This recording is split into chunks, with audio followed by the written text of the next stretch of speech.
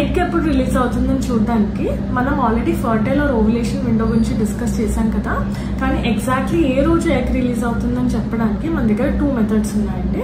ఒకటి ఫాలిక్యులోమెట్రీ are serial ultrasound scan. దీనికోసం రోజు విడిచి రోజు ఆర్ అట్లీస్ట్ ఆల్టర్నేట్ డే మనం హాస్పిటల్కి వెళ్లాల్సి ఉంటుంది. అలా కాకుండా ఇంట్లోనే చేసే method ovulation or LH kit. మనం ఈరోజు దీని గురించి డిస్కస్ చేద్దాము. నేను మీ doctor Mounika, obstetrician and gynaecologist. మన ఎగ్ రిలీజ్ అయ్యే టైం ఓవులేషన్ టైం. దీనికి 24 to 36 hours ముందు మన బాడీలో LH అనే హార్మోన్ పీక్ అవుతుందండి, అంటే రైజ్ అవుతుంది. ఈ హార్మోన్ యొక్క లెవెల్స్ ని మనం యూరిన్ లో డిటెక్ట్ చేసే పద్ధతిని ఓవులేషన్ ఆర్ LH కిట్ అని అంటాం. ఈ ఒక ఓవులేషన్ కిట్ లో 5 యూరిన్ స్ట్రిప్స్ ఉంటాయండి. మన ప్రెగ్నెన్సీ కిట్ లాగానే పనిచేస్తుంది.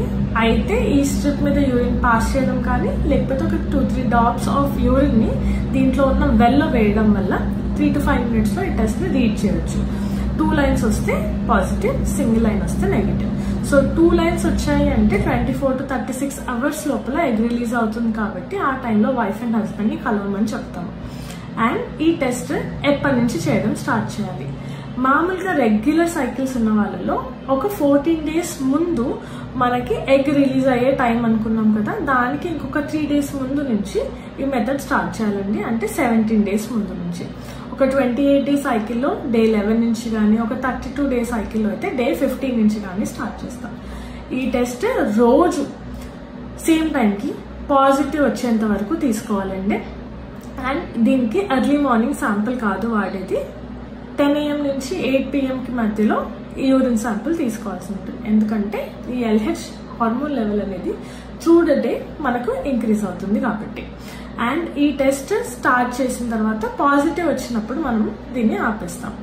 అలాగే ఇర్రెగ్యులర్ సైకిల్స్ వచ్చిన వాళ్ళకి అయితే లాస్ట్ 3 months లో సైకిల్ డ్యూరేషన్ ని బట్టి దీంట్లో షార్టెస్ట్ తీసుకుంటామండి.